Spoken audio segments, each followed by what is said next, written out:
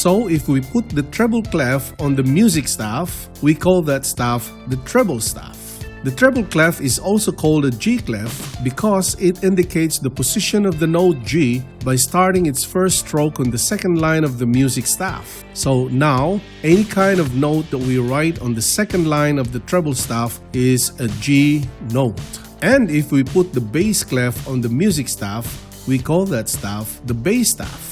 The bass clef is also called an F clef because it indicates the position of the note F by starting its first stroke on the fourth line of the music staff.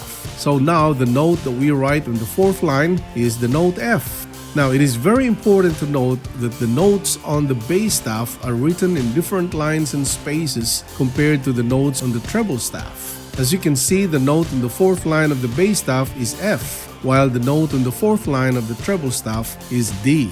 And the previous note, G, found on the second line of the treble staff is actually B if written on the bass staff. Now, to avoid the confusion, we will now study and learn the other notes of each of these two staves.